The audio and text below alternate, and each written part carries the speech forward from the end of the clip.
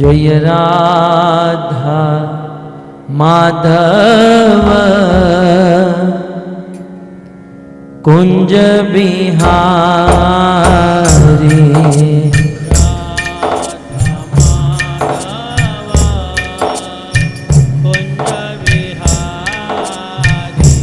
जय राधा माधव कुंज बिहारी। जय राधा माधव कुंज बिहारी। जय गोपी जन वल्लभ गिरिवरधारी।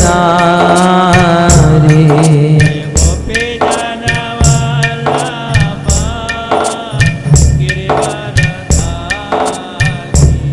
गिरिवरधारी। गोपी जन वल्लभ गिरिवरधारी।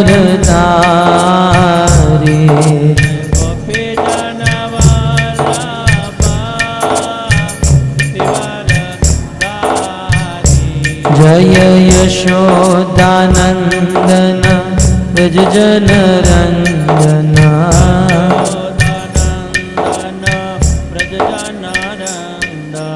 यशोदानंदन व्रज जन रंजना।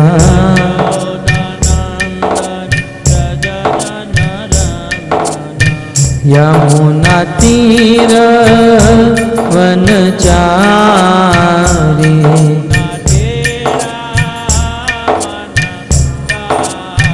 यमुना तीर वनचारी।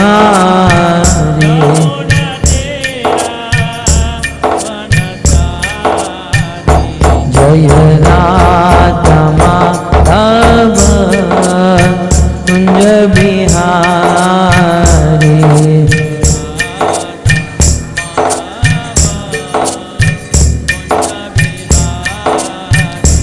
जय गोपी जन वल्लभ गिरिवरधारी।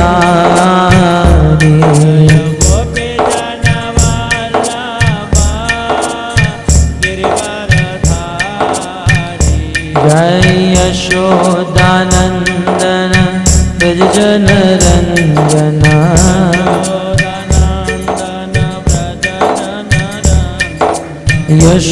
यशोदानंदन व्रज जन रंजना।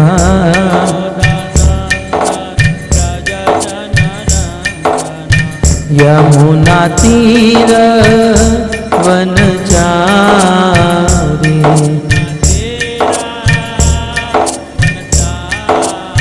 यमुना तीर वनचारी।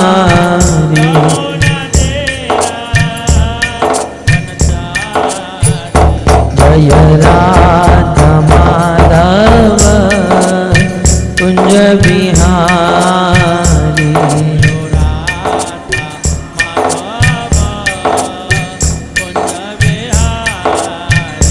जय राधा माधव कुंज बिहारी।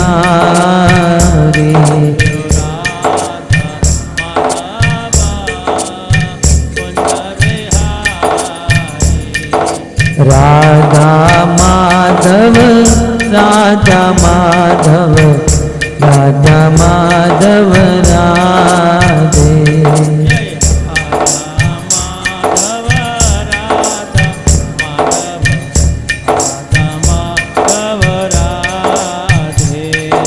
राधा श्याम सुंदर राधा श्याम सुंदर राधा श्याम सुंदर राधे।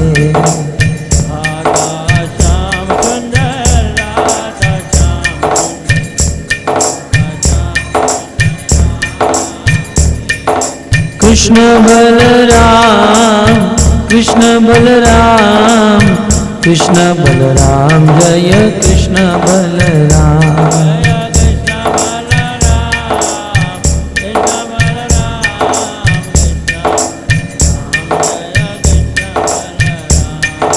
कृष्ण बलराम कृष्ण बलराम कृष्ण बलराम जय कृष्ण बलराम कृष्ण बलराम कृष्ण बलराम कृष्ण बलराम जय कृष्ण बलराम। हाँ गौर निताय जय गौर निताय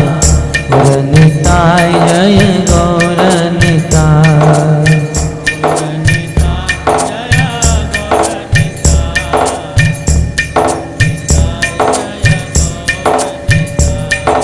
गौर निताय जय गौर निताय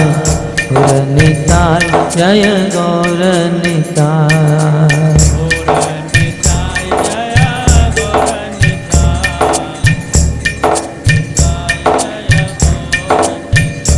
जय जय प्रभुपाद प्रभुपाद प्रभुपाद प्रभुपाद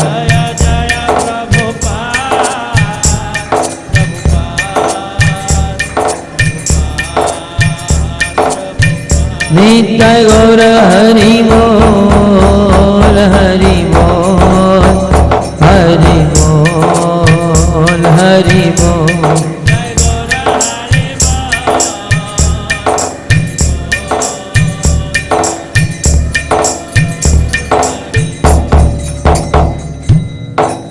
श्रील प्रभुपाद की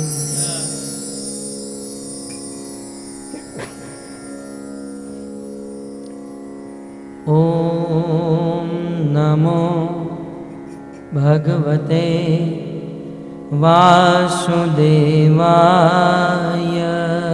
ओम नमो भगवते वासुदेवाय। ओम नमो भगवते वासुदेवाय।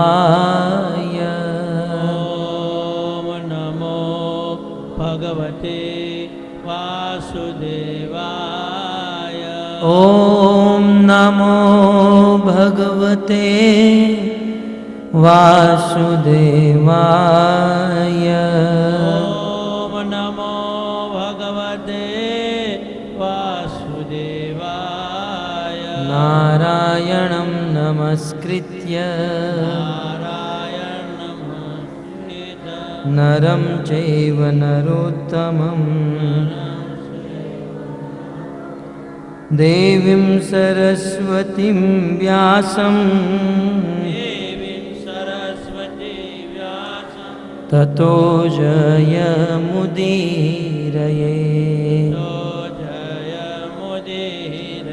नष्टप्रायेषु भद्रेषु नित्यं भागवत सेवया। भगवती उत्तम श्लोके भक्तिर्भवती नैष्ठकी। श्रीमद् भागवतम स्कंद 7 अध्याय 14 श्लोक क्रमांक 2। श्री नारद उवाच गृहेष्वस्थितो राजन् क्रिया कुर्वन् गृहोचिता।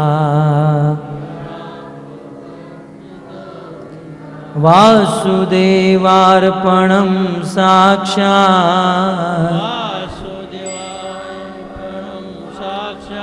उपासीत महामुनि। नारद उवाच गृहेष्वस्थितो राजन् क्रिया कुर्वन् गृहोचिता।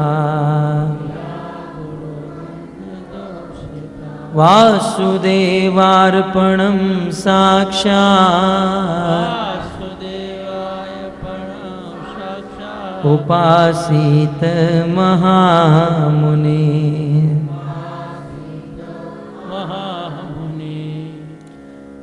शृण्वन् भगवतो भीक्ष्णम् विष्णु अवतारकथामृतम् अवतारमिका श्रद्ददानो यथा कालम् उपशान्तजनावृतः जना शृण्वन् भगवतो भीक्ष्णम् शृण्वन्तो भगवन् विष्णु अवतारकथामृतम् अवतारकथामृतम् श्रद्ददानो यथा कालम् श्रद्धावतारकलम् उपशान्तजनावृतः जना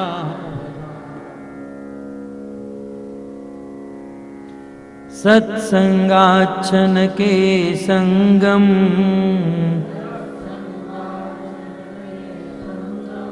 आत्मजायात्मजादिषु आत्मजायात्मजायिषु विमुच्येन्मुच्यमानेषु स्वयं स्वप्नवदूत्थितः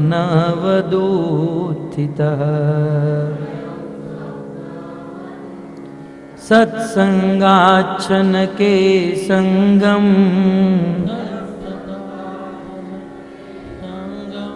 आत्मजायात्मजादिषु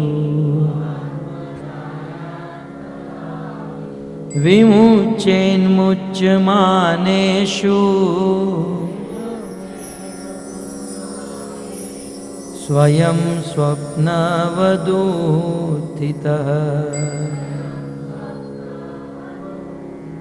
नमः ॐ विष्णुपादाय कृष्णप्रेष्ठाय भूतले श्रीमते भक्तिवेदान्त स्वामिन्निति नामिने।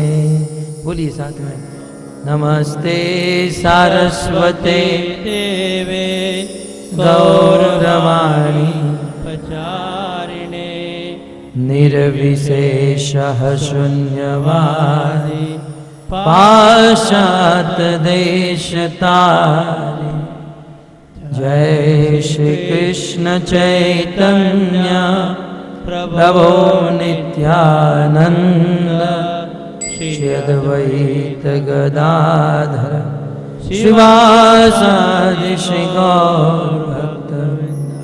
हरे कृष्णा कृष्णा कृष्णा कृष्णा हरे हरे हरे राम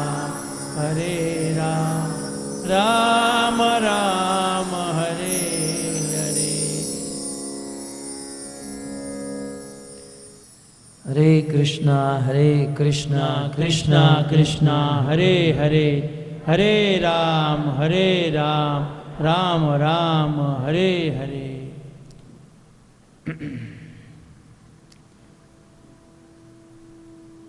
आप सब भक्तों का अंतर्राष्ट्रीय कृष्ण भावनामृत संघ की ओर से प्रस्थापित भगवत कथा के इस पवित्र तृतीय सत्र में आप सबका हार्दिक स्वागत करते हैं।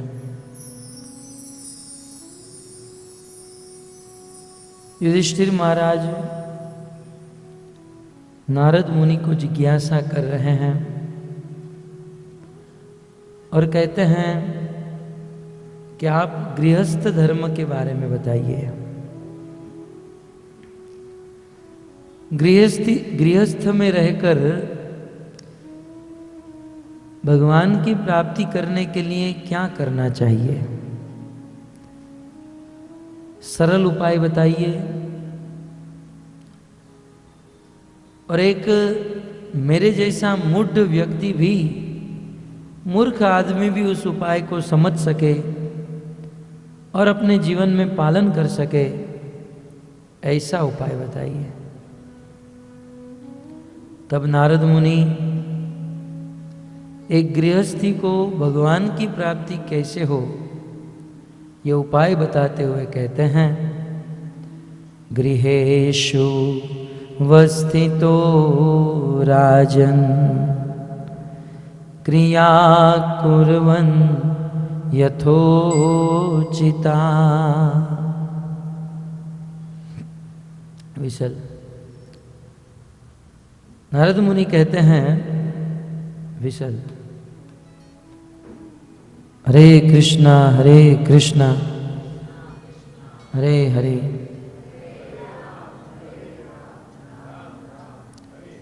राधे। नारद जी गृहस्थी के लिए उपदेश दे रहे हैं और कहते हैं गृहस्थी को चाहिए सर्वप्रथम वह अपनी गृहस्थी में ही रहे। एक गृहस्थी को कभी भी अपनी गृहस्थी त्यागनी नहीं चाहिए। गृहेषु वस्थितो राजन, एक गृहस्थी को चाहिए कि वह गृहस्थी में ही रहे। और गृहस्थी में रहकर क्या करे? तो कहते हैं क्रिया कुर्वन गृहोचिता। गृहस्थी में रहकर जो अपने गृहस्थी के कर्तव्य है, जो अपने भौतिक कर्तव्य है, उस भौतिक कर्तव्य का पालन करे। इस संसार में जब कोई गृहस्थ अपने भौतिक कर्तव्य का ही पालन नहीं कर सकते तो उसे आध्यात्मिक कर्तव्य की क्या आशा रख सकते हैं। इसलिए सर्वप्रथम जो हमारी जिम्मेदारी है, जो कर्तव्य है, उस कर्तव्य का पालन करना चाहिए। जैसे कि एक पति का कर्तव्य है अपनी पत्नी का पालन करना। पति का अर्थ ही होता है पालयति इति पति। अपनी पत्नी का पालन करना, अपने बच्चों का लालन पालन करना, काम धंधा इत्यादि करके अपने घर को चलाना, ये पति का कर्तव्य है। और पत्नी का कर्तव्य है घर का ध्यान रखना, बच्चों का ध्यान रखना, अपने परिवार को भोजन करा के खिलाना, ये सब कर्तव्य है। नारद जी कहते हैं ये गृह उचित कर्तव्य सभी गृहस्थियों को करने चाहिए। यदि एक गृहस्थी अपने गृहस्थियों के कर्तव्य नहीं करते हैं तो भगवान उससे प्रसन्न नहीं होते हैं। कर्तव्य करने चाहिए। और इस प्रकार गृहस्थी के कर्तव्य करते हुए, अपनी घर गृहस्थी को चलाते हुए जो भी काम धंधा और मेहनत करते हैं, वो सारी मेहनत का फल भगवान वासुदेव को, कृष्ण को अर्पण कर देना चाहिए। गृहेषु वस्थितो राजन क्रिया कुर्वन गृहोचिता वासुदेवार्पणम साक्षात।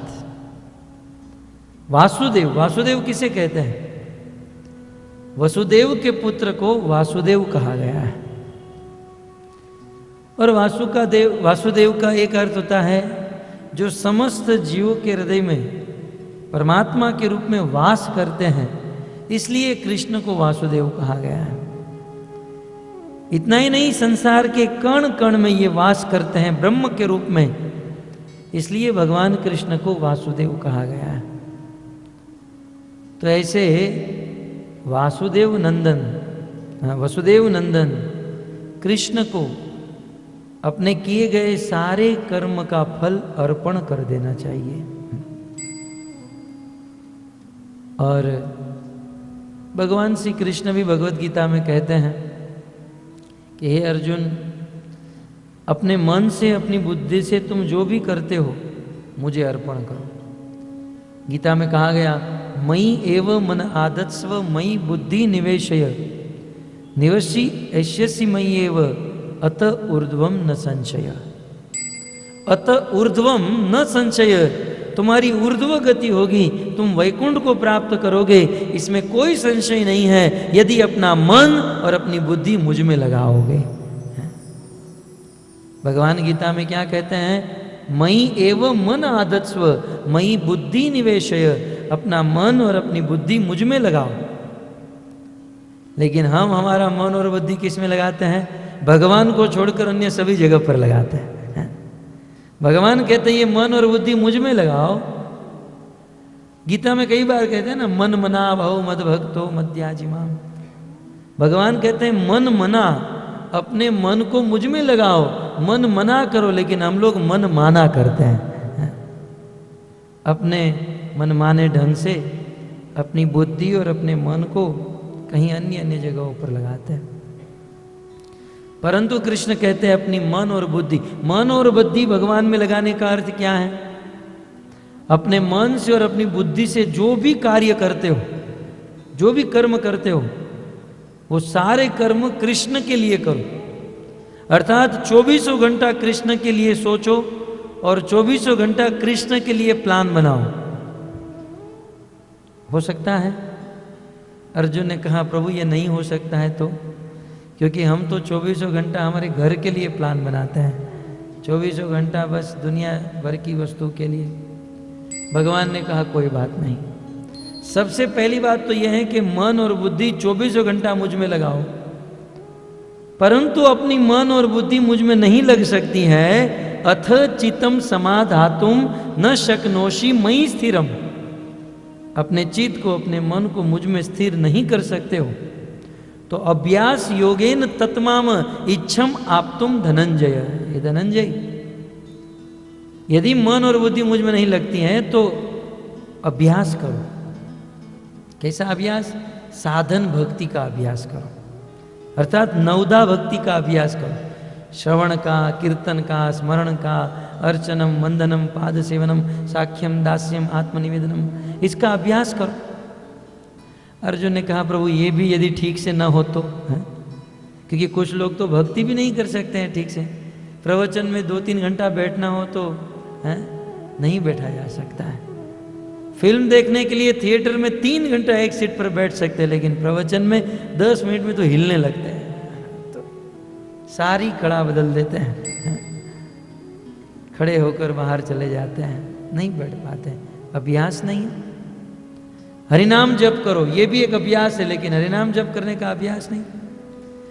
एक तो माला झोली में हाथ जाता नहीं है। कई बार सोचते हैं माला करूंगा करूंगा करूंगा।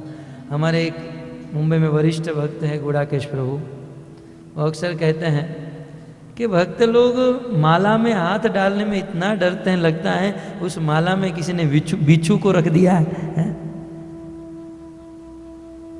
और जैसे ही माला में हाथ डालते हैं, माला करते हैं, तो मन अलग अलग जगहों पर भटकने लगता है।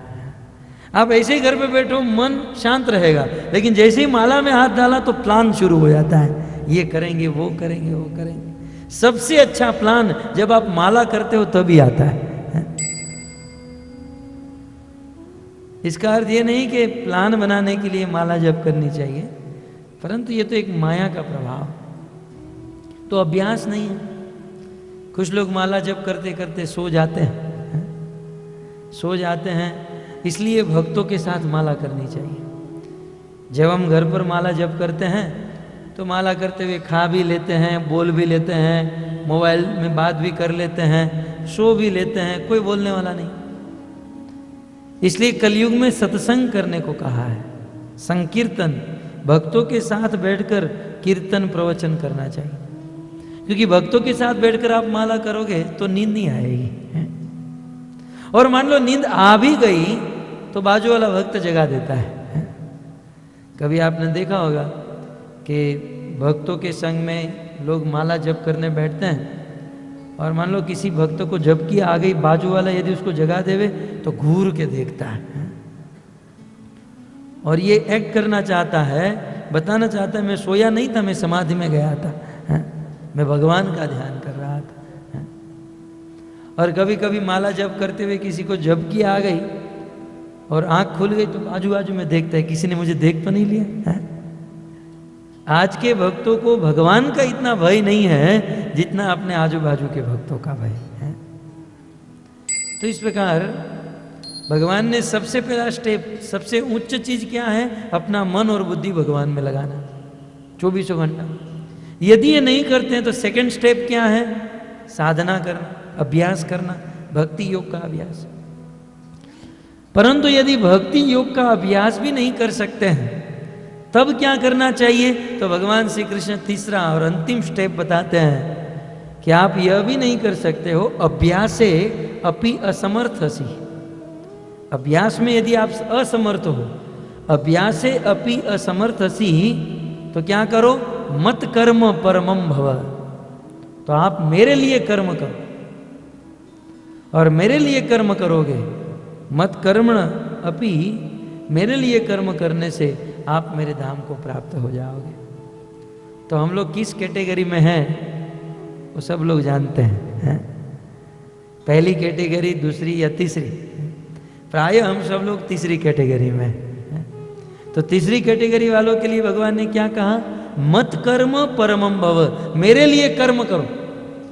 मन शुद्ध नहीं है, बुद्धि पवित्र नहीं है, इसलिए मन और बुद्धि भगवान में नहीं लगा पाएंगे, ठीक से भक्ति योग का अभ्यास भी नहीं कर पाएंगे। तब क्या करना चाहिए? भगवान के लिए कर्म करने चाहिए, क्योंकि ये तो हम अच्छे से कर सकते। कर्म जो है, बिजनेस, संसार का, समाज का काम, ये तो बढ़िया से हो रहा है, तो कोई बात नहीं, ये करो, लेकिन ये किसके लिए करो?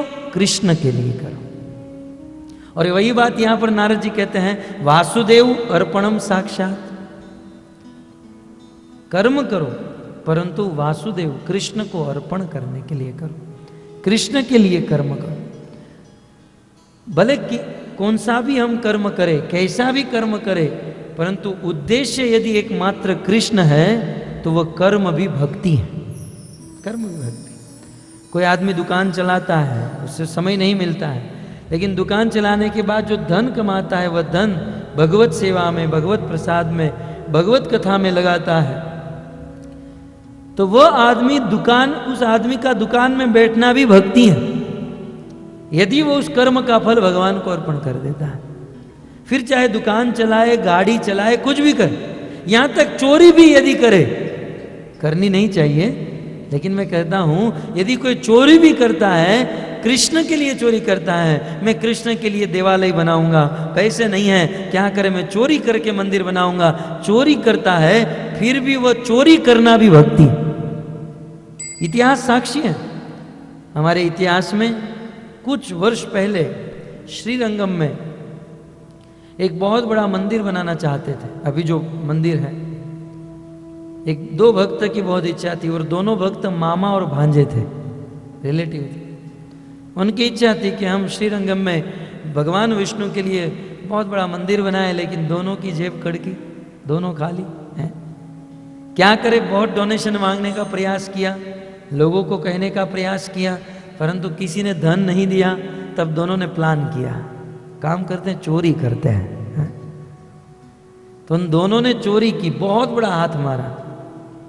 ऐसी कथा आती है कि ऐसी जगह पर चोरी की, और वहां पर जो धन था, जो संपत्ति थी, ऐसी सीक्रेट जगह पर थी कि यदि उस धन को लेने के लिए अपना हाथ डाले और थोड़ी भी असरता रहे तो दोनों हाथ कट जाए, ऊपर से तलवार गिर जाए।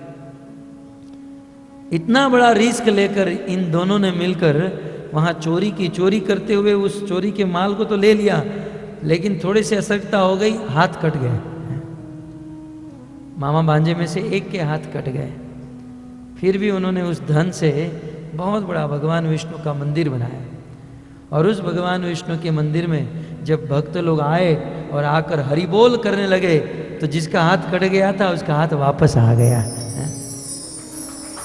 तो कहने का तात्पर्य यह है कि यदि चोरी भी की जाए भगवान के लिए, कृष्ण के लिए, तो वह चोरी करना भी भक्ति है।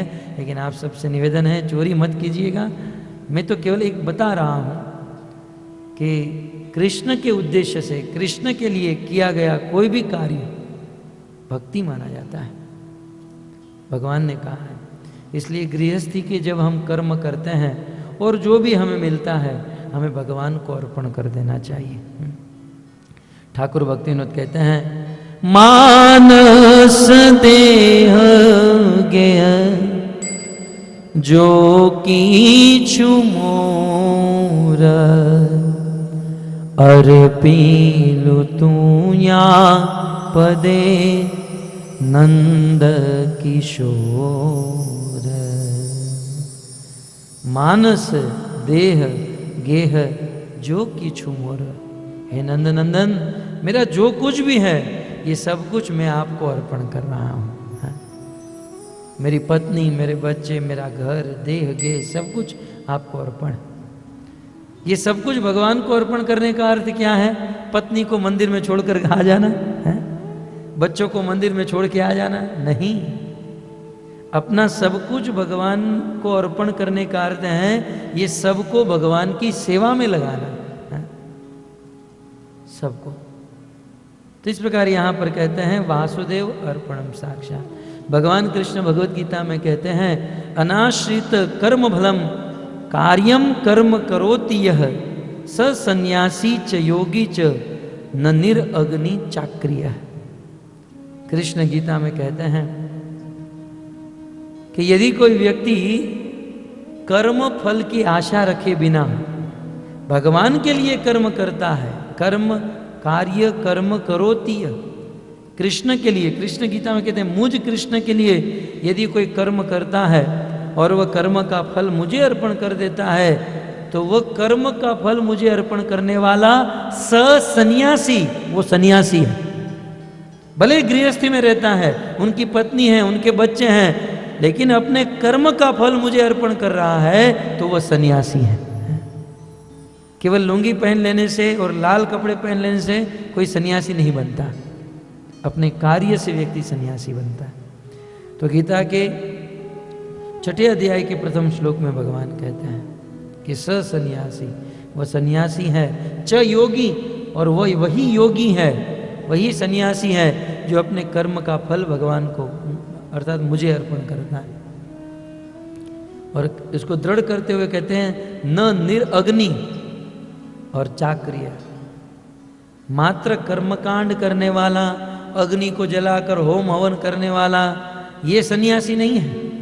सच्चा सन्यासी तो वो है जो अपने कर्म का फल मुझे अर्पण कर देता है। तो इसलिए यहाँ पर नारद जी कहते हैं कि गृहस्थी को गृहस्थी में रहना चाहिए, गृहस्थी के कार्य करना चाहिए, लेकिन वो कार्य का फल कृष्ण को अर्पण कर देना चाहिए, अर्थात कृष्ण के लिए कार्य करना चाहिए। यह बात भागवत के एकादश स्कंद में जब निमि महाराज ने नव योगेश्वरों को पूछा कि बताइए सनातन धर्म किसे कहते हैं, सच्चा धर्म क्या है। और हमारे महाराष्ट्र में भी जब गणेश चतुर्थी होती है, गणपति को लाते हैं और फिर रोज उसकी आरती करते हैं, जय देव जय देव जय मंगल मूर्ति है, आप लोग को याद है ना। और फिर उस आरती के अंत में क्या गाते हैं, कायेन वाचा मनसेन्द्रियैर्वा बुद्ध्यात्मना वानुश्रुत स्वभावा करोति यत् यत् सकलम परस्मै नारायणेति समर्पयेत। तो ये श्लोक जो है भागवत का श्लोक, ये गणेश चतुर्थी में गणेश जी को आरती करते हुए जो श्लोक गाते हैं ये भागवत का श्लोक।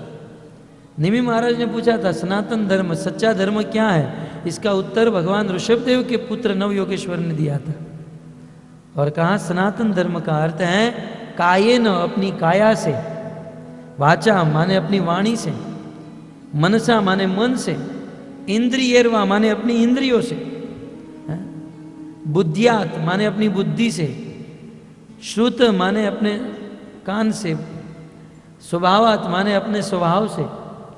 तो काया से, वाणी से, मन से, बुद्धि से, स्वभाव से, करोति यत् यत् सकलम, आप सकलम जो जो करते हो वो नारायणेति समर्पयामि, वो नारायण को समर्पण कर दे, वही सबसे बड़ा धर्म है। करोति यत् यत् सकलम, हम जो भी करते हैं नारायणेति समर्पयामि या समर्पयेत, नारायण को समर्पण कर देना, वासुदेव को अर्पण कर देना, यही सबसे बड़ा धर्म है। क्यों? आप लोग कहोगे मेहनत हमने किया और हम वासुदेव को क्यों अर्पण करें? हैं? भक्त तो सत्य कहें तो ये सब कुछ वासुदेव का ही है।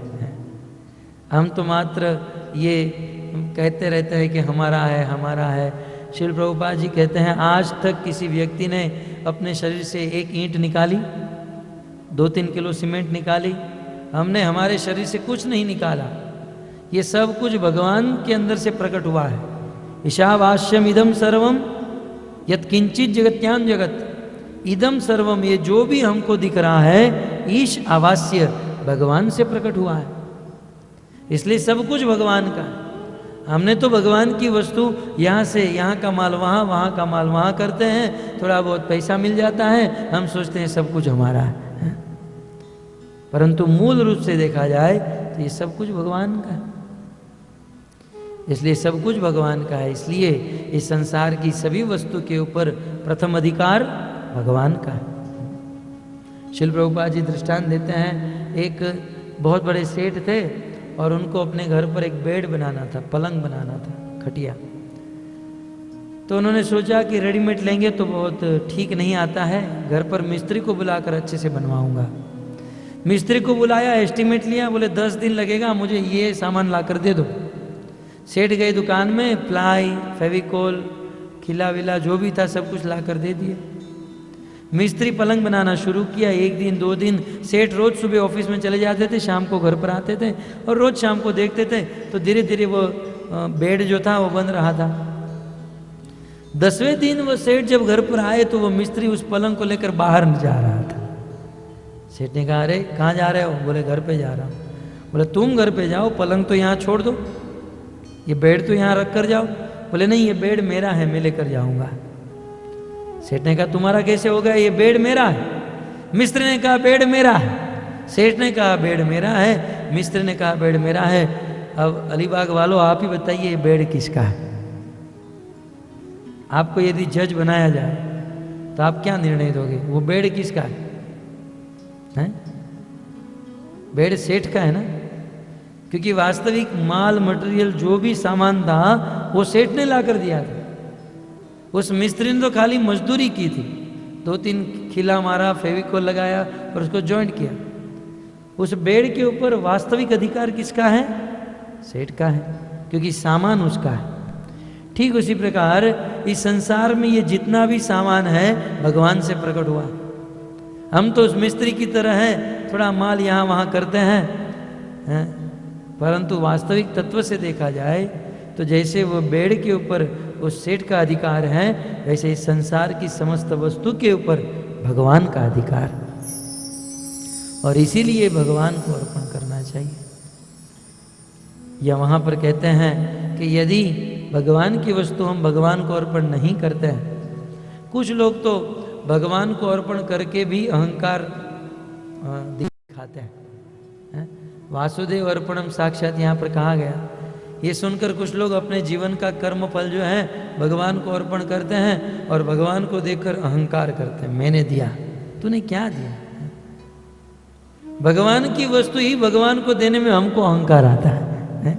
भगवान भी हंसते होंगे अपने धाम में बैठे बैठे। 2-5 रुपया दे देते हैं या 2-5 लाख रुपये दे देते हैं तो थोड़ा अहंकार हो जाता है, परंतु भक्त ये सब कुछ भगवान का है और भगवान का भगवान को देना ये बहुत बड़ी भक्ति है। आपके मन में ये प्रश्न हो सकता है कि ये सब कुछ भगवान का ही है, तो फिर भगवान को देने की क्या जरूरत है? ये सब कुछ भगवान का है, यदि हम भगवान को देते हैं भगवान खुश होते हैं। जैसे एक पिताजी हैं, अपने दोनों पुत्र को 10-10 रुपया देता है। एक पुत्र पान मावे की दुकान में जाकर उसको उड़ा देता है और दूसरा पुत्र मिठाई की दुकान में जाकर कुछ पेड़े लेकर आता है और अपने पिताजी को देता है, पिताजी मैं आपके लिए लेकर आया। पिताजी जानते हैं कि ये मेरे ही पैसे के लेकर आया है, लेकिन उस बच्चे से पिताजी खुश रहता है कि चलो मेरी सेवा कर रहे हैं, भले मेरे पैसे से मेरी सेवा। जब दूसरी बार देना होगा ना तो वो जो 10 रुपया उड़ा के आया उसको पिताजी कुछ नहीं देंगे और इसको 1000 रुपया देंगे, क्योंकि इसने सही रास्ते में सही मार्ग पर अपने धन का इस्तेमाल किया। तो भक्तों, भगवान को जब हम कुछ देते हैं तो भगवान प्रसन्न होते हैं। इसलिए वासुदेव अर्पणम, वासुदेव को अर्पण करना चाहिए। और भक्तों, यदि हम लोग वासुदेव को अर्पण करें या ना करें, वो तो ले ही लेंगे। कुछ लोग सोचते हैं कि हम नहीं देंगे, नहीं दोगे तो कोई बात नहीं, वो ले लेंगे। तो वो ले ले, उससे अच्छा है उसके पहले ही हम उनको दे दें, क्योंकि वो ले लेंगे उसके पहले यदि हमने दे दिया तो ये प्रेम, ये भक्ति माना जाएगा और हमारी संपत्ति टिकी रहेगी। परंतु हमने नहीं दिया तो भगवान अप्रत्यक्ष रूप से, ऐसा नहीं कि कृष्ण बांसुरी बजा कर आते हैं और किसी का पैसा ले लेते हैं, नहीं, किसी ना किसी को माध्यम बनाकर, या पैसा कोई लेके भाग जाता है, या कोई उठ जाता है, या कुछ बिगड़ जाता है, बीमारी आ जाती है, हॉस्पिटल में चला जाता है, कि किसी ना किसी बहाने भगवान उससे ले लेते हैं। तो भक्तों, यहाँ पर एक बहुत सुंदर महत्वपूर्ण शब्द है, वासुदेव अर्पणम साक्षात। भगवान वासुदेव को, कृष्ण को हमारे कर्म का फल अर्पण करना चाहिए, लेकिन कैसे? तो कहते हैं साक्षात। साक्षात माने डायरेक्टली, नॉट इनडायरेक्टली। समझ में आ रहा है ना? साक्षात शब्द का अर्थ है भगवान को डायरेक्ट देना चाहिए, इनडायरेक्टली नहीं। इस संसार में जो लोग भगवान को डायरेक्ट नहीं देते हैं तो इनडायरेक्टली तो दे ही रहे हैं, क्योंकि किसी की भी सेवा करना, किसी को भी प्रेम करना, ये भगवान के प्रति ही प्रेम है, ये भगवान का ही प्रेम है। इस संसार में यदि कोई व्यक्ति किसी से प्रेम करता है तो आखिर तो वो कृष्ण से प्रेम करता है। भगवत गीता में कृष्ण कहते हैं, भोक्ता राम यज्ञ तपसाम सर्वलोक महेश्वरम सुहृदम सर्वभूतानाम ज्ञात्वा माम शांति मृच्छति। हे अर्जुन, इस संसार में सभी भोग और तपस्या का भोक्ता एकमात्र मैं हूं। यदि हम कोई यज्ञ करते हैं, देवताओं को आहुति देते हैं, लेकिन आखिर तो वो कृष्ण के पास ही जाने वाला है। यदि हम इस संसार में किसी से भी प्रेम करते हैं तो आखिर तो वो कृष्ण का है, कृष्ण से ही प्रेम है ना? इस संसार में कोई किसी से प्रेम करे तो कृष्ण से प्रेम है। कैसे? जैसे यदि कोई व्यक्ति कहे कि मैं फलाने व्यक्ति से बहुत प्रेम करता हूं या करती हूं, और वो व्यक्ति मर जाए, मर जाने पर लोग रोने लगते हैं कि वो चले गए, चले गए। मान लो कोई पति चला गया तो पत्नी रोती है कि वो चले गए। यदि कोई उनके पास जाए और कहे कि आप क्यों रो रहे हैं, बोले वो चले गए। चले कहाँ गए? सामने तो लेटा हुआ है। जिसके लिए तुम रो रहे हो वो तो सामने लेटा हुआ है, वही हाथ, वही कान, वही आंख, वही नाक, वजन करो तो 50 ग्राम कम भी नहीं है। तो फिर रोने का कारण क्या है? रोने का एक ही कारण है, दो ऑप्शन में से एक ऑप्शन। या तो तुम इसके शरीर के लिए रो रहे हो या शरीर में रही हुई आत्मा के लिए रो रहे हो। यदि शरीर के लिए कोई रोता है तो शरीर तो सामने है। तो जब कोई व्यक्ति मरता है तब उससे प्रेम करने वाला व्यक्ति उसके शरीर के लिए नहीं रोता, उस शरीर से निकलने वाले परमात्मा के लिए रोता है। क्योंकि जैसे ही परमात्मा चले जाते हैं व्यक्ति का प्रेम बंद हो जाता है। तो अल्टीमेटली इस संसार में लोग किसी के शरीर से प्रेम नहीं करते, परमात्मा से प्रेम करते। तो प्रश्न हो सकता है ना कि चलो अल्टीमेटली आखिर सब लोग परमात्मा से ही प्रेम करते हैं, तो अच्छा है, भगवान से प्रेम करने से भगवान का धाम मिलता है। तब वहाँ पर कहा गया कि आखिर तो सब प्रेम भगवान से ही करते हैं, लेकिन वो जो प्रेम है वो इनडायरेक्टली प्रेम है। हमको कैसा प्रेम करना है? साक्षात, डायरेक्टली। हमको साक्षात भगवान की सेवा करनी है। तो वासुदेव अर्पणम साक्षात, साक्षात भगवान की सेवा, भगवान को हमारा कर्म अर्पण करना है। और यदि हम हमारे कर्म भगवान को अर्पण नहीं करते हैं तो अनेकों प्रकार के कर्म बंधन में फंस जाते हैं। इसलिए भी भगवान को अपने कर्म अर्पण करने चाहिए। तब श्रील प्रभुपाद जी कहते हैं कि ठीक है, चलो इतना तो समझ में आ गया कि वासुदेव को, साक्षात वासुदेव को अपना कर्म अर्पण करना चाहिए, लेकिन वासुदेव को, भगवान कृष्ण को अपना कर्म कैसे अर्पण करना चाहिए, यदि ये सीखना हो तो क्या करें? तब नारद जी कहते हैं वासुदेव अर्पणम साक्षात, साक्षात वासुदेव को अपना कर्म फल देना चाहते हो और ये सीखना चाहते हो तो उपासित महामुनि, तो क्या करना चाहिए? महामुनि के पास जाकर उनके बाजू में बैठना चाहिए। भगवान वासुदेव को अपना कर्म कैसे देना, ये महामुनियों से सीखना चाहिए। बड़े बड़े संत, महात्मा, आचार्य को मिलकर उनसे सीखना चाहिए। उप आसित, उपासित का अर्थ होता है उप माने निकट, आसित माने बैठना। कहते हैं महामुनियों के बाजू में बैठना चाहिए, मुनियों से सीखना चाहिए। भक्तों, यहाँ मुनि का अर्थ मौन नहीं है। यदि मुनि का अर्थ मौन होता तो उस मौनी बाबा से हम क्या सीख सकते हैं बताइए? भगवान वासुदेव को, कृष्ण को कर्म फल देना है तो मौनी अपने से क्या सिखाएगा? तो मौन का अर्थ, मौन, मुनि का अर्थ जो मौन रहता है वह नहीं है। मुनियः मननशिला, मुनि का अर्थ है जो 24 घंटा भगवान का मनन करे, उसे मुनि कहता है। परंतु नारद जी मुनियों का संग करने के लिए नहीं कहते हैं। हमें मुनियों का संग नहीं करना चाहिए, हमें किसका संग करना चाहिए? महामुनि, उप आसित महामुनि, महामुनि का संग करना चाहिए। क्या अंतर है मुनि में और महामुनि में? भक्तों, मुनि उसे कहते हैं जो रात दिन भगवान का मनन करते हैं, जो भगवान को जानते हैं, जो भगवान को पूर्ण रूप से पहचानते हैं, उसे मुनि कहते हैं।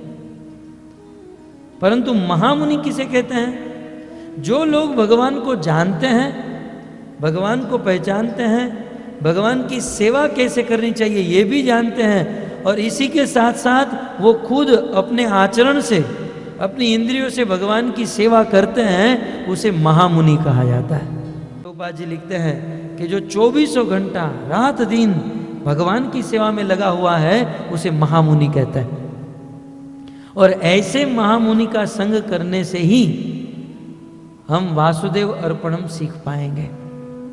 ऐसे महामुनि का संग करने से ही हम हमारे जीवन के सारे कर्म भगवान को अर्पित कर पाएंगे। इसलिए ऐसे महामुनियों को मिलना चाहिए। इस संसार में कुछ लोग अपना घर बार छोड़कर साधु बन जाते हैं, और साधु बनकर चले जाते हैं हिमालय में, जंगल में, हरिद्वार में। परंतु भक्तों, उन लोगों को नारद मुनि ने मुनि कहा है, और उन लोगों को मिलकर हमारा उद्धार नहीं हो सकता है। श्रील प्रभुपाद जी क्लियर कहते हैं, यदि हम चाहते हैं कि हमारा उद्धार हो, तो जो भक्त चाहे शहर में रहता है या कहीं भी रहता है, जो भक्त 24 घंटा भगवान की सेवा में लगा हुआ है, उनका संग करोगे तब हमारा उद्धार हो सकता है। यह है महामुनि का अर्थ। और ऐसे महामुनि का संग करना चाहिए, ऐसे महामुनि के पास जाकर बैठना चाहिए।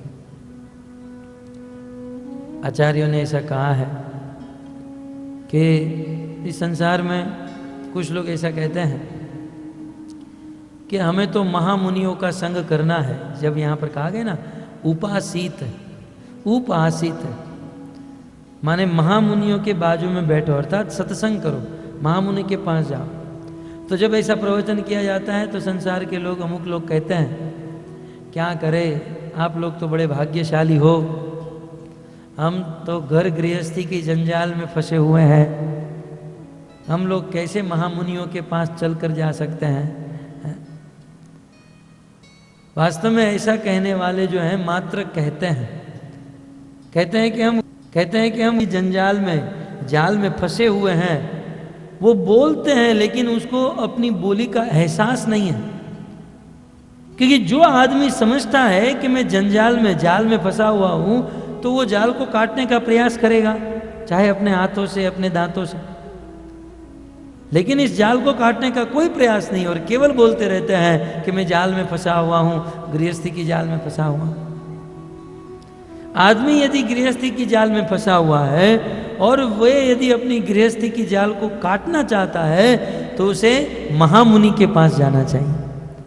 क्योंकि गृहस्थी की जाल को महामुनि ही काट सकता है, अन्य कोई नहीं काट सकता है। एक बार गुरु महाराज ने बहुत सुंदर बात बताई थी कि कुछ लोग कहते हैं कि हम लोग गृहस्थी की जाल में फंसे हुए हैं, इस जाल से निकल पाना बड़ा मुश्किल है। महाराज जी कहते कोई बात नहीं, आप लोग गृहस्थी की जाल में फंसे हुए हो, जाल में ही रहो, लेकिन जाल को साथ लेकर महामुनि के पास आ जाओ। हैं? आप जाल में हो तो जाल में रहते रहते महामुनि के पास आ जाओ। महामुनि के पास आओगे तो कोई उपाय होगा, अन्यथा कोई उपाय नहीं हो पाएगा। इसलिए कहते हैं उपासित महामुनि, महामुनियों के पास जाकर अपने बंधनों को काट देना चाहिए और भगवान को कर्म कैसे अर्पण करना ये सीख लेना चाहिए। और महामुनि ही वास्तव में हमारे जाल को काट सकते हैं। इस बात को बताते हुए विश्वनाथ चक्रवर्ती ठाकुर गुरुवाष्टकम में के प्रारंभ में ही गाते हैं,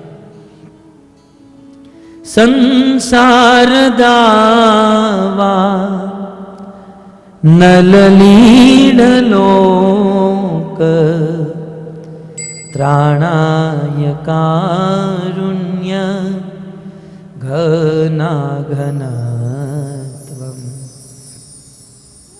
विश्वनाथ चक्रवर्ती ठाकुर कहते हैं संसार दावा नललीढ़ लोक, ये संसार जो है दावानल के समान, ये संसार में सब लोग बंधे हुए हैं और दावानल की समान सब लोग जल रहे हैं। जैसे जंगल में दावाग्नि लगती है, उस दावाग्नि को कोई नहीं बुझा सकता, उस दावानल को मात्र आकाश से बादलों से गिरने वाली बारिश ही बुझा सकती।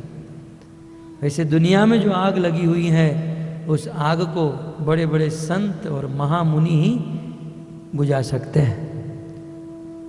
इसलिए उनके पास जाकर इस आग से मुक्त हो जाना चाहिए और ऐसे शुद्ध भक्तों के पास जाकर हमें अपना उद्धार कर लेना चाहिए। भक्तों, सभी जगह पर ये लिखा गया है, नीति शास्त्र में भी कहा गया है कि एक आदमी को महान व्यक्ति का संग करना चाहिए। मैं यहाँ पर उपासीन के ऊपर बोल रहा हूँ। नारद जी कहते हैं कि उपासीन महामुनि, एक गृहस्थी को महामुनियों की संगति करनी चाहिए, ऐसे फालतू लोगों की संगति नहीं करनी चाहिए। चैतन्य महाप्रभु ने क्या कहा, असत्य संग त्यागा यही वैष्णव आचार। एक वैष्णव का प्रथम आचरण है कि वे असत्य संग को त्याग देता है। असत संग किसे कहते हैं, तो कहते हैं स्त्री कामी, जो व्यक्ति मात्र रात दिन स्त्रियों की चर्चा करता रहता है, जो लोभी है और जो कृष्ण का भक्त नहीं है, उसे असत्य संग कहते हैं। तो ऐसा असत्य संग त्याग देना चाहिए और महान व्यक्ति की संगति करनी चाहिए। नीति शास्त्र में चाणक्य पंडित कहते हैं, आप जैसे लोगों की संगति करोगे वैसा बनोगे।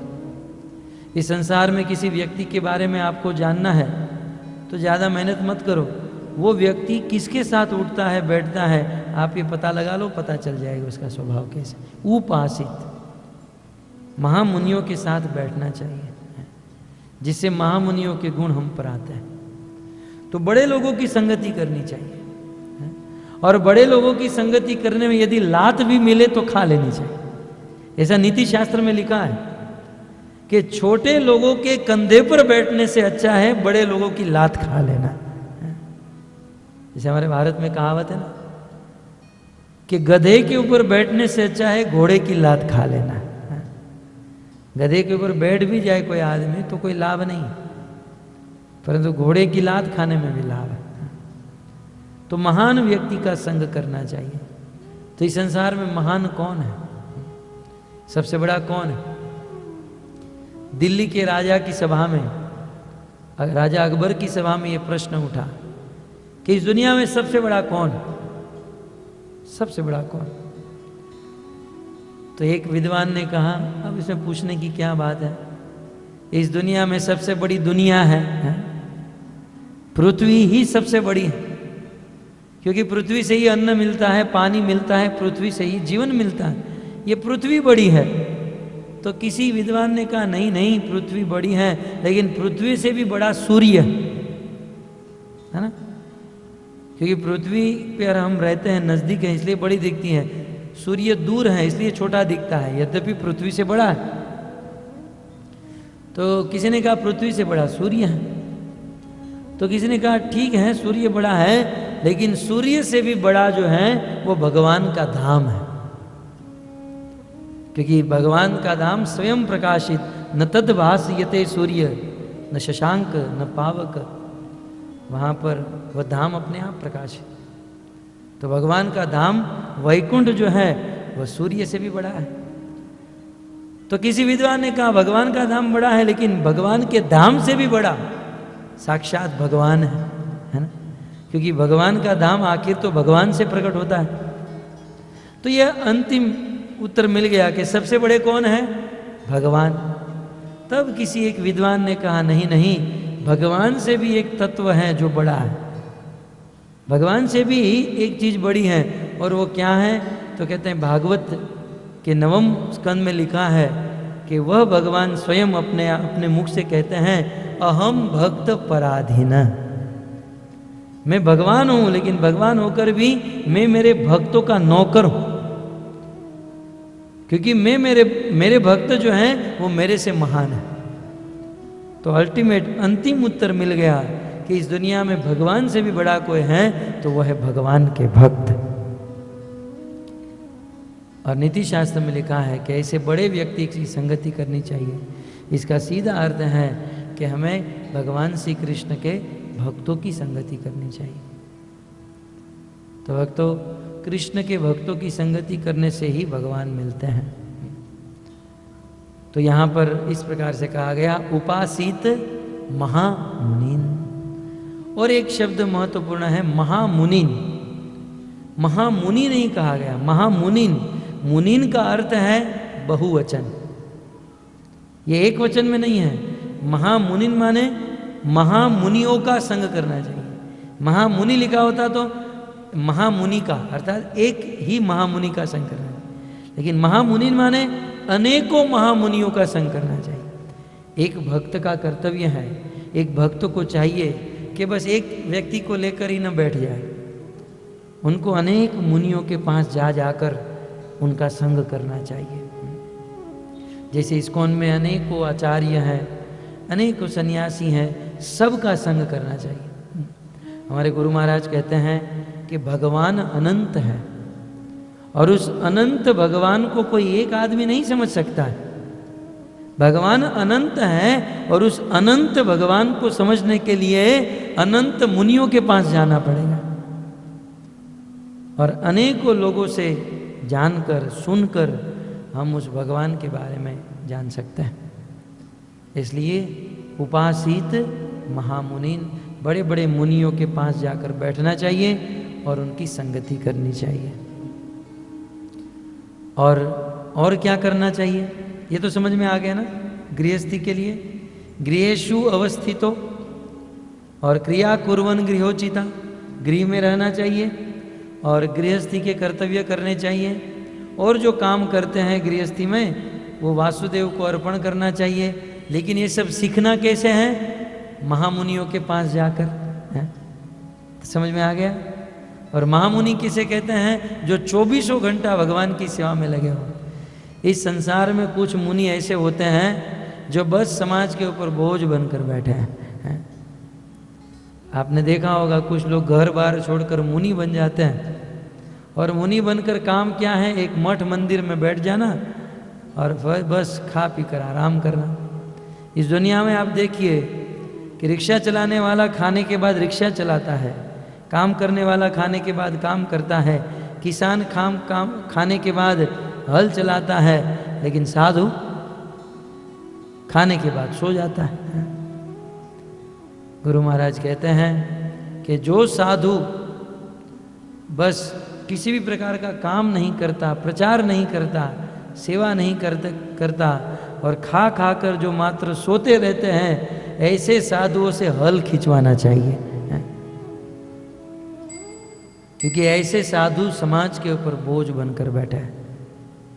साधु का अर्थ होता है एक्टिव।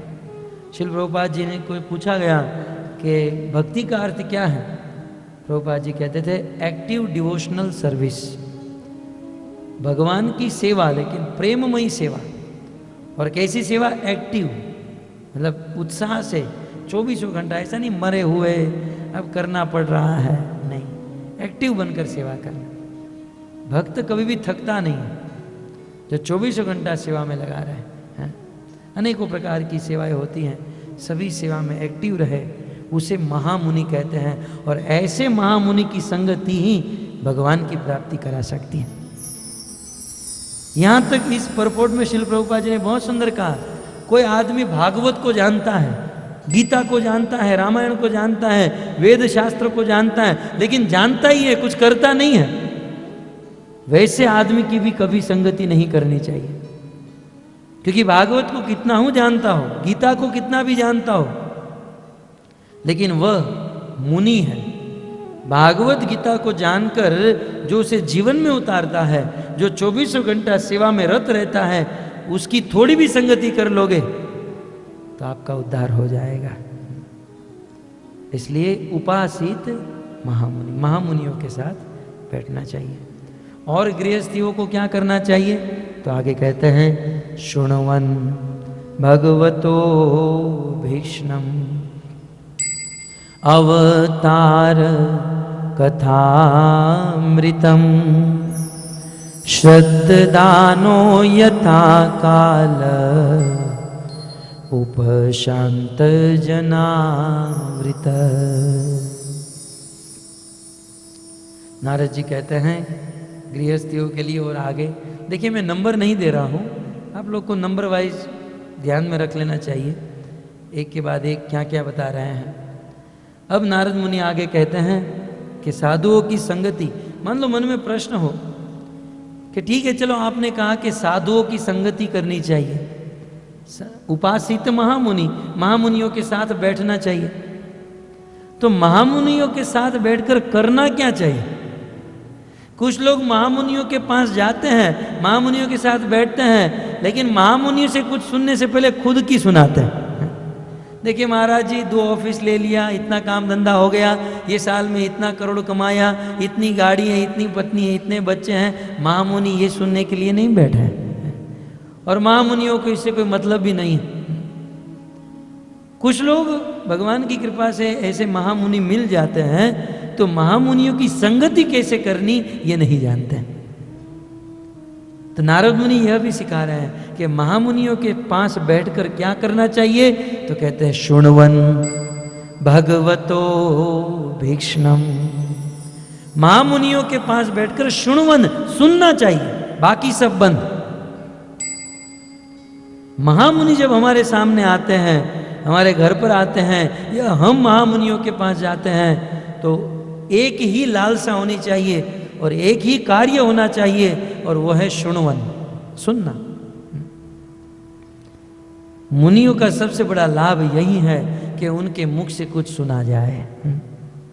कुछ लोग चाहते हैं, सोचते हैं कि हम मुनि के पास जाएंगे, उनका हाथ हमारी पीठ पर रखवाएंगे, सिर पर रखवाएंगे, चमत्कार करके कोई फल दे देगा, कोई भस्म दे देगा, हम माला माल हो जाएंगे। कभी नहीं। बड़े बड़े महामुनि, बड़े बड़े संत साधु किसी का उद्धार कर सकते हैं तो अपनी वाणी से, अपने उपदेश से। एक साधु अपने उपदेश से ही दूसरों को सपोर्ट कर सकता है। इसलिए किसी संत से, किसी साधु से उपदेश की आशा रखनी चाहिए कि ये हमको कुछ सुनावे। कुरुक्षेत्र की भूमि में जब भगवान श्री कृष्ण अर्जुन का रथ चला रहे थे, अर्जुन पर पक्ष को देखकर युद्ध करना छोड़ दिया। अर्जुन के मन में हो गया कि अब मैं युद्ध नहीं करूंगा। अर्जुन को पसीना निकल गया और अंत में इस सिचुएशन में आ गया कि हे कृष्ण, मैं युद्ध करना नहीं चाहता हूं।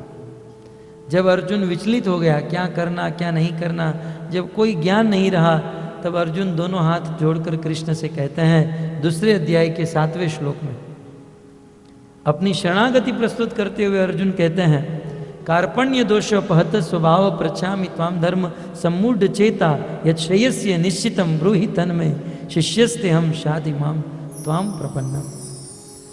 कृपण दुर्बलता के कारण कृष्ण में मेरा धैर्य, मैं मेरी बुद्धि खो चुका हूं।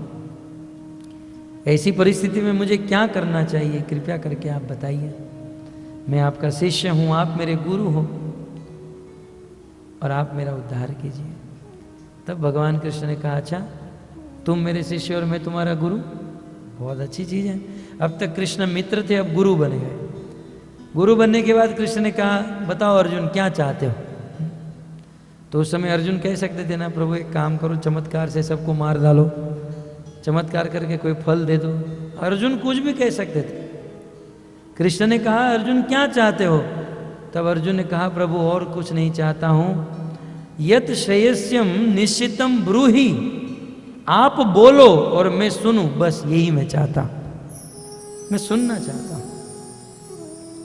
गुरु मुख पद्म वाक्य चीते ते करिय ऐक्य। गुरु के मुख से निकले हुए शब्द शिष्य के चित्त को पवित्र कर देते हैं। इसलिए जब गुरु के पास जाते हैं तो अन्य कोई आशा रखे बिना गुरु के मुख से सुनने की आशा रखनी चाहिए। नारद जी यही कहते हैं, पिछले श्लोक के अंत में क्या कहा, उपासित महामुनि, महामुनियों के पास जाकर बैठना चाहिए। और बैठकर क्या करना चाहिए, तो कहते हैं शुण्वन भगवतो विष्णम।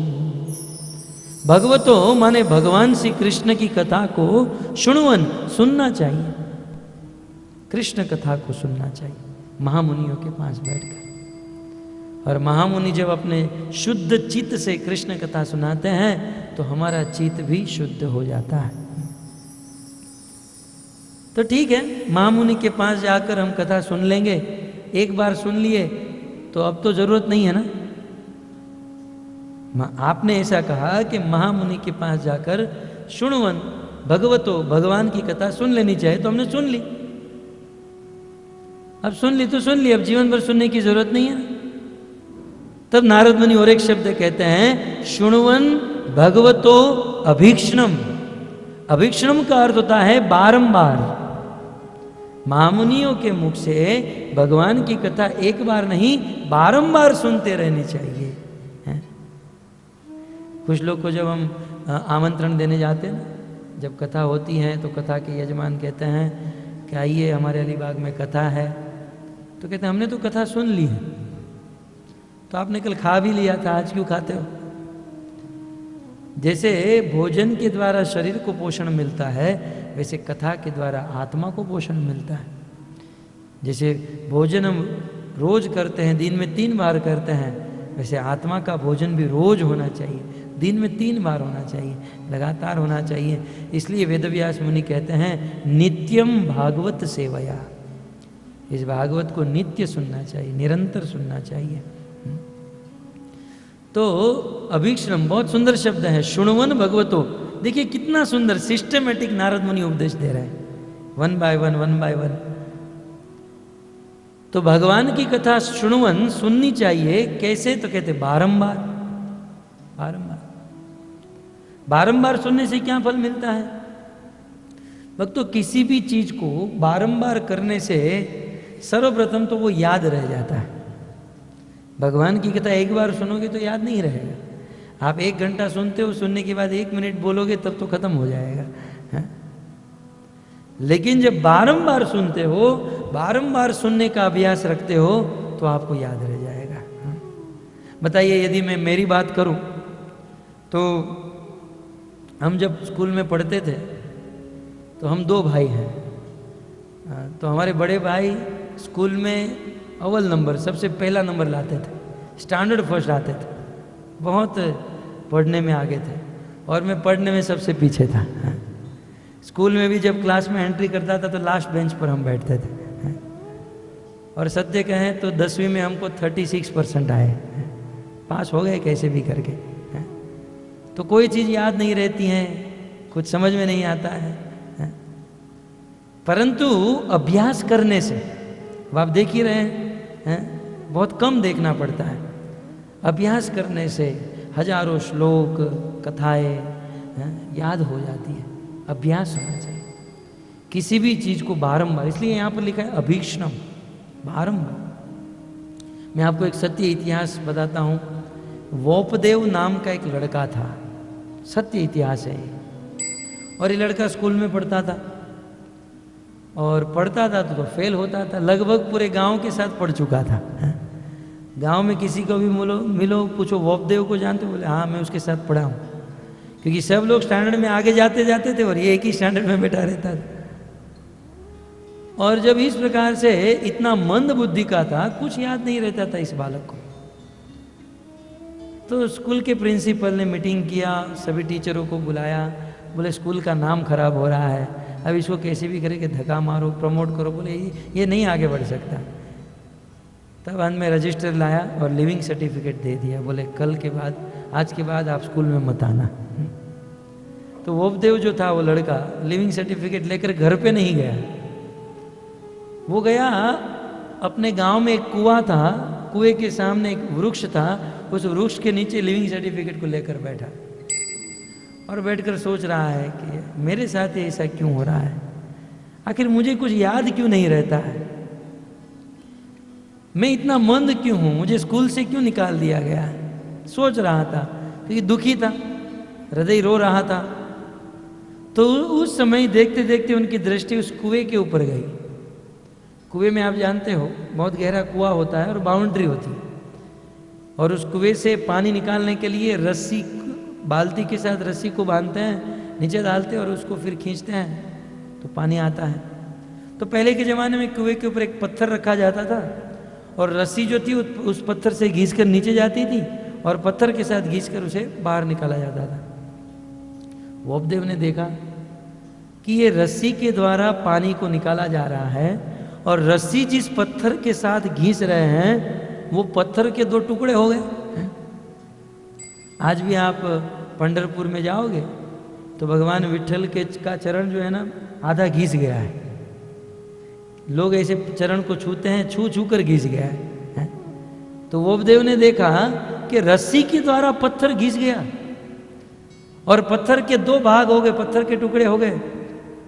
वोपदेव ने सोचा यदि रस्सी से पत्थर को काटा जा सकता है तो मेरी बुद्धि जो है पत्थर से तो नरम है, पत्थर जितनी तो कठोर नहीं, लेकिन कैसे? एक ही रस्सी बारंबार पत्थर पर घिसने से पत्थर भी टूट जाता है। उससे उनको एक उपदेश मिल गया कि यदि कोई चीज बारंबार करते हो, बारंबार सुनते हो, पढ़ते हो तो याद रह जाता है। स्कूल से तो इसको निकाल दिया गया था, अब स्कूल में जाने का तो कोई प्रश्न नहीं था, तो इसने सबसे पहले भगवत गीता को उठाया। देखिए सत्य घटना। और भगवत गीता के श्लोक को बारंबार रटने लगा, बारंबार एक के बाद एक के बाद, और रटते रटते रटते 700 श्लोकों वाली भगवत गीता बाय हार्ट हो गई इस लड़के को। ये तो छोड़िए, फिर उन्होंने भागवत ग्रंथ को लिया। भागवत में 18,000 श्लोक हैं और 18,000 श्लोक को पढ़ने लगा बारंबार। अभीक्ष्णम यहाँ पर शब्द आया है, अभीक्ष्णम माने बारंबार उसको पढ़ने लगा, सुनने लगा। सुनते सुनते सुनते श्रीमद् भागवत के 18,000 श्लोक उनको याद हो गए, बाय हार्ट हो गए। धीरे धीरे समय बीतता गया। आप सब लोग जानते हो ये भागवत हमारे जो वेद शास्त्र थे भारत में पूर्ण रूप से थे, परंतु मुसलमान की मुगल सेना आई, उन्होंने सारे वेदों को जला दिया। 96% वेद को जला दिया, 4 या 6% वेद बचा, उसमें भागवत को भी जला दिया। जब इस प्रकार वैष्णव शास्त्र भागवत को भी जला दिया तब बहुत बड़ा प्रश्न उठा कि अब जीवों का उद्धार करने के लिए भागवत जो भगवान ने बनाया था वो कैसे प्रकट किया जाए, क्या किया जाए, क्या किया जाए। भारत के सभी बड़े बड़े लोग एकत्रित हुए कि भागवत को कैसे वापस लाया जाए। किसी ने खबर दिया वोपदेव नाम के लड़के को पूरा भागवत याद है, भले तुम्हारा ग्रंथ जल गया लेकिन उसको पूरा भागवत याद है। उसको बुलाया गया बड़े बड़े विद्वानों के बीच में, उसकी परीक्षा ली गई और कहा गया भागवत याद है? बोले याद है, बोलो। सब लोग लिखने लगे, 18,000 श्लोक एक साथ बोल दिए। जब इस प्रकार से पूरा भागवत लिख दिया गया तब बड़े बड़े प्रेस रिपोर्टर सब लोग आए और कहने लगे आप किस स्कूल में पढ़े हो, आप इतने बड़े ज्ञानी हो, इतने बड़े विद्वान हो, बताओ आप किस स्कूल में पढ़े? तब वोपदेव ने कहा जिस स्कूल में पढ़ा उस स्कूल से तो मुझे निकाला गया था।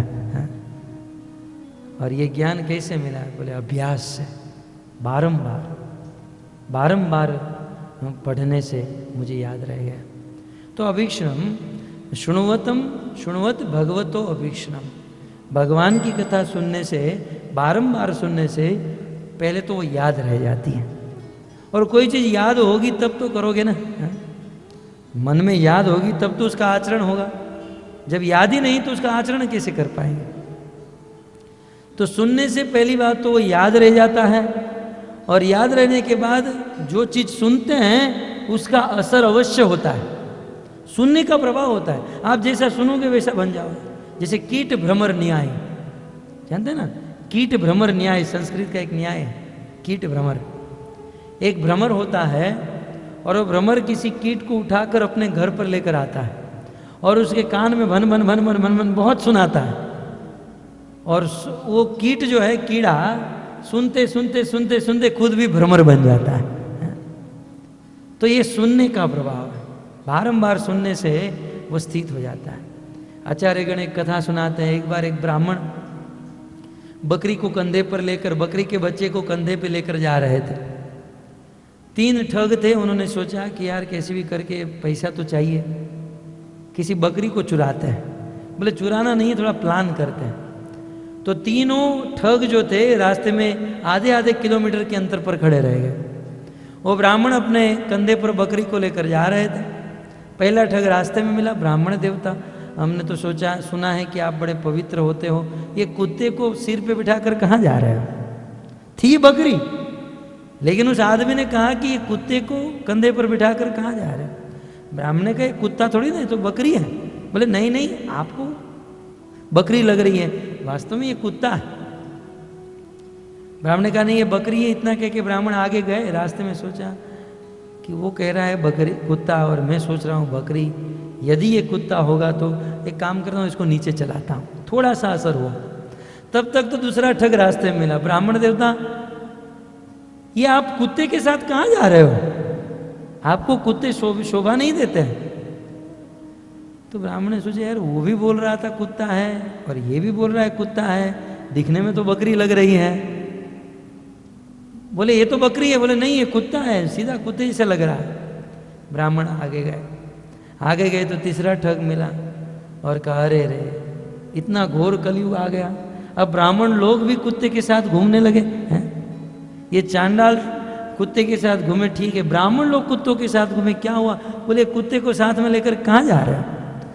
अब तो ब्राह्मण को कंफर्म हो गया कि सब लोग बोल रहे हैं कुत्ता है कुत्ता है कुत्ता है। ब्राह्मण ने उस बकरी को छोड़ दिया, नदी में स्नान किया और वहाँ से अकेले चले गए और तीनों ठग ने मिलकर उस बकरी को चुरा लिया। कहने का तात्पर्य यह है कि एक ही चीज़ बारंबार रिपीट करने से, बारंबार सुनने से वो हृदय में स्थित हो जाती है, फिर हम उसका आचरण करने लगते हैं। इसलिए यहाँ पर नारद जी कहते हैं शुण्वन भगवतो भीक्षणम, भगवान की कथा बारंबार सुननी चाहिए। तब और एक प्रश्न होगा कि भगवान की कथा बारंबार सुनने से क्या अरुचि नहीं आ जाएगी? इस दुनिया में कोई भी चीज़ बारंबार सुनते हैं तो अरुचि आ जाती है। कितना भी अच्छा नया फिल्म का गाना हो, एक बार सुनो, 2 बार सुनो, 3 बार, 5 बार, 10 बार, फिर तो अरुचि आ जाती है ना, वो पुराना हो जाता है। कितना भी नया हो लेकिन फिर ओल्ड हो जाता है, ओल्ड कलेक्शन है। तो भगवान की कथा सुन सुनकर अरुचि नहीं आ जाएगी? तब नारद जी कहते हैं शुण्वतम भगवतो भीक्षणम अवतार कथा अमृतम, भगवान की कथा जो है अमृत के समान है। संसार की कथा मृत है परंतु भगवान की कथा अमृत है। संसार की कथा मर जाती है, अर्थात संसार की कथाओं में से रुचि मर जाती है, परंतु भगवान की कथा में से रुचि कभी भी नहीं मरती। कृष्ण कथा अमृत के समान, यत शुण्वताम रसज्ञानाम स्वादु स्वादु पदे पदे। कृष्ण कथा को आप जितनी बार सुनते हो उतनी बार आपको और आनंद आते जाता है, हर बार कुछ एक नए रस का अनुभव होता है। जैसे भगवान स्वयं कहते हैं आमार माधुर्य नित्य नव नव है, मेरा माधुर्य नित्य नवीन है, वैसे भगवान की कथा भी नित्य नवीन है। यद्यपि ये भागवत महापुराण, वेदव्यास जी ने 18 पुराण लिखे परंतु भागवत को कह दिया महापुराण। ये भागवत जो है महापुराना है, लेकिन पुराना होने के बाद भी नित्य नवीन है, नित्य नवीनता का एहसास होता है। इसलिए भगवान की कथा को बारंबार सुनने पर भी उनके प्रति अरुचि नहीं आ सकती है। क्यों? क्योंकि वे अमृत के समान, भगवान की कथा अमृत के समान। अमृत कभी पिया आपने? नहीं पिया। अमृत के दो गुण हैं। एक गुण क्या है? अमृत जो है पीने में मधुर है, टेस्टी है। और दूसरा, अमृत को पीने में किसी भी प्रकार का कष्ट नहीं है। ये दो गुण हैं। अमृत पीने में, भोजन करने में कुछ कष्ट होता है, लेकिन लिक्विड पीने में कोई कष्ट नहीं। वैसे भगवान की कथा को छोड़कर अन्य जितने भी साधन हैं, दान करना, होम करना, हवन करना, तपस्या करना, इन सब में कष्ट है कि नहीं? सब में कष्ट है। लेकिन भगवान की कथा सुनने में कोई कष्ट, बताइए आपको कोई कष्ट हो रहा है? बैठकर प्रेम से कथा सुनो और कथा के बाद प्रसाद ग्रहण करो, है? कोई कष्ट नहीं। तो अमृत के समान भगवान की कथा में कोई कष्ट नहीं है। और दूसरा, टेस्टफुल, सुमधुर, कथा सुनने में भी आनंद प्रदान करती है? कर्ण को प्रिय लगती हैं और इसका अर्थ समझ में आ जाए तो हृदय को प्रिय हो जाती है। इसलिए कहते हैं अमृतम, भगवान की कथा अमृत के समान। तो नारद जी ने कहा कि साधुओं के पास जाकर, महामुनि के पास जाकर भगवान की कथा को बार बार सुनना चाहिए। अच्छा, इस कथा को सुनते हुए 3 चीज का ध्यान रखना चाहिए। ये नीचे की लाइन में लिखा है। आगे श्लोक में कहते हैं कि भगवान की इन कथा को सुनते हुए 3 चीज ध्यान में रखनी चाहिए। पहली चीज, श्रद्धानो। श्रद्धानो यथा काल उपशांत जनावृत। पहली चीज ध्यान में क्या रखनी चाहिए? भगवान की कथा को सुनते हुए पूर्ण श्रद्धा होनी चाहिए, है ना? लिंक, कितनी सुंदर लिंक है, 1 बाय 1 चीज बताते हैं। कथा सुननी चाहिए तो कैसे? श्रद्धा से। कोई व्यक्ति कितनी भी कथा सुने लेकिन भगवान में श्रद्धा नहीं तो उस कथा का लाभ नहीं है। 3 जगह पर श्रद्धा होनी चाहिए। जब हम कथा सुनते हैं तो 3 चीज के ऊपर श्रद्धा होनी चाहिए। एक तो भगवान के ऊपर श्रद्धा होनी चाहिए, दूसरा जिस ग्रंथ से, भागवत गीता रामायण से कथा बोली जाती है उस ग्रंथ के प्रति श्रद्धा होनी चाहिए, और तीसरा उस ग्रंथ का प्रवचन करने वाले वक्ता या किसी गुरु के ऊपर श्रद्धा होनी चाहिए। जब इस प्रकार से श्रद्धा होती है, विश्वास होता है, तब उस कथा का पूर्ण फल मिलता है। कुछ लोग तुरंत विश्वास नहीं करते हैं, कहते हैं हम कैसे विश्वास करें, ये भागवत में सब सच लिखा है, हम कैसे विश्वास करें, ये भगवत गीता में सब सच लिखा है। भक्तों, विश्वास किए बिना दुनिया में एक कदम भी आप आगे नहीं बढ़ सकते हो। सुबह उठकर रात को सोते तक हजारों के ऊपर विश्वास करना ही पड़ता है। यदि आप सुबह घर पर उठो और सबसे पहले उठकर हम ब्रश करते हैं, है ना, तो टूथपेस्ट कंपनी वाले के ऊपर से यदि हमारा विश्वास उठ जाए, यदि इसमें जहर डाला होगा तो ब्रश कर पाएंगे? नहीं कर पाएंगे। ना धोने के बाद हम दूध पीते हैं, दूध वाले भैया के ऊपर से विश्वास उठ जाए, इस दूध में जहर डाला होगा तो दूध पी पाएंगे? नहीं। ऑफिस जाते हैं, रिक्शा में बैठते हैं, रिक्शा वाले ऊपर से विश्वास उठ जाए, एक्सीडेंट कर देगा, बैठ पाओगे? नहीं। फिर ट्रेन में जाते हैं तो ट्रेन चलाने वाले पर से विश्वास उठ जाए, ट्रेन में बैठ पाओगे? यहाँ बोट चलती है ना, तो बोट चलाने वाले से विश्वास उठ जाए, ये तो डुबा देगा, आप बैठ पाओगे? हैं? लेकिन विचार कीजिए, हम लोग दूध वाले के ऊपर विश्वास करते हैं, रिक्शा वाले के ऊपर विश्वास करते हैं, बोट वाले, ट्रेन वाले के ऊपर विश्वास करते हैं, लेकिन भगवान और भागवत के ऊपर विश्वास नहीं करते हैं। हमारा दुर्भाग्य। विश्वास करना होगा भगवान के ऊपर, भगवान के इस ग्रंथ के ऊपर और वक्ता के ऊपर। जब इस प्रकार से भगवान पर विश्वास होता है, तब भगवान की कथा पूर्ण रूप से लाभ प्रदान करती है। कुछ लोग कहते हैं भगवान कुछ नहीं है, आप लोग बस भावुकता में आ जाते हो, भगवान खाते हैं पीते हैं। कहाँ खाते हैं, कहाँ पीते हैं? लेकिन ऐसे लोगों के लिए हमारे आचार्यों ने कितना सुंदर भजन गाया कौन कहते हैं भगवान खाते नहीं, माँ यशोदा के जैसे खिलाते नहीं। कौन कहते हैं भगवान नाचते नहीं, गोपियों जैसे उनको नचाते नहीं। अच्युतम केशवम कृष्ण दामोदरम राम नारायणम जानकी वल्लभम। कौन कहता है, कौन कहते हैं भगवान खाते नहीं? एक बार शबरी की तरह खिलाकर तो देखो। कौन कहते हैं भगवान सोते नहीं? यशोदा की तरह सुलाकर तो देखो। कौन कहते हैं भगवान नाचते नहीं? गोपियों की तरह नचाते देखो। तो विश्वास होना चाहिए भगवान के ऊपर। हम किसी भी वस्तु के निर्णय के पास यदि पहुंचना चाहते हैं तो विश्वास तो करना ही पड़ेगा, धारणा तो करनी होगी। बिना धारणा किए आप मैथमेटिक का प्रॉब्लम भी सोल्व नहीं कर सकते हो, धारणा करनी पड़ती है और फिर अंत में वास्तविक उत्तर आपको प्राप्त हो जाता है। तो इस प्रकार सबसे पहली बात, भगवान की कथा सुनते हुए पहली चीज क्या ध्यान में रखनी है? श्रद्धा होनी चाहिए, है ना, श्रद्धान। और दूसरी चीज क्या कहते हैं? उपशांत जनावृत है। भगवान की कथा सुनो, लेकिन भगवान की कथा सुनते समय उपशांत, उप माने बैठना। किसके साथ बैठो? कृष्ण कथा जब आप सुनते हो ना, तो किन लोगों के साथ बैठकर कथा सुननी चाहिए? शांत लोगों के साथ। शांत जन आवृत उपह, शांत लोगों से आवृत होकर बैठना चाहिए। इसका अर्थ है कि हम जब कथा सुनते हैं तो हमारे आजू बाजू में हमसे बड़े भक्त होने चाहिए। शांत का अर्थ होता है कृष्ण भक्त। चैतन्य महाप्रभु कहते हैं, भुक्ति मुक्ति सिद्धि कामी सकल यशांत। भुक्ति मुक्ति सिद्धि कामी सकल यशांत।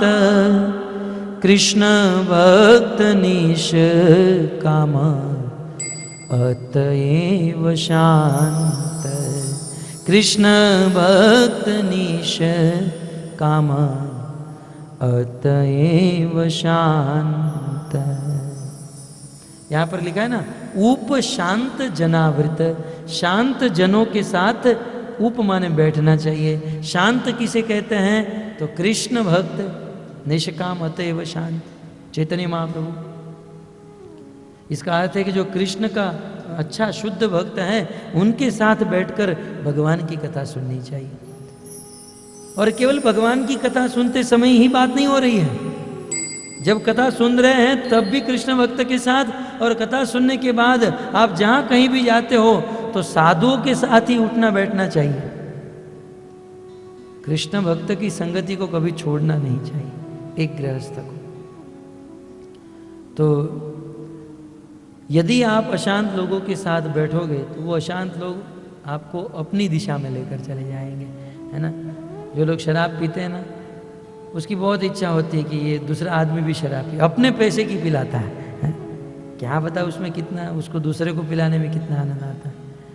रास्ते में चाय पीने वाले कितना प्रेम से चाय बांटते हैं, सिगरेट पीने वाले कितना प्रेम से सिगरेट बांटते हैं, भक्त लोग उतना प्रेम से प्रसाद भी नहीं बांटते हैं।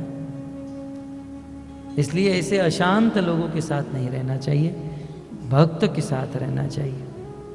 तो इस प्रकार शृण्वन भगवतो भीष्णम अवतार कथा मृतम, कहते हैं गृहस्थी को महात्माओं की संगति करके भगवान की कथा सुननी चाहिए, और कथा सुनते हुए भगवान में श्रद्धा रखनी चाहिए, और साथ ही साथ शुद्ध भक्तों की संगति में रहना चाहिए। और तीसरी चीज कहते हैं कि भगवान की कौन सी कथा सुननी चाहिए? तो कहते हैं अवतार कथा मृतम, भगवान श्री कृष्ण के अवतार की कथा सुननी चाहिए। और कृष्ण के अवतार की कथा क्या है, कैसी है, शाम के सत्र में हम आपको बताएंगे। तब तक के लिए सभी भक्तों के चरणों में प्रणाम करते हैं, धन्यवाद करते हैं कि आप सब धैर्य से, रविवार का दिन है, छुट्टी का दिन है, फिर भी आप यहाँ पर आए, कथा सुने। आप सबका आभार।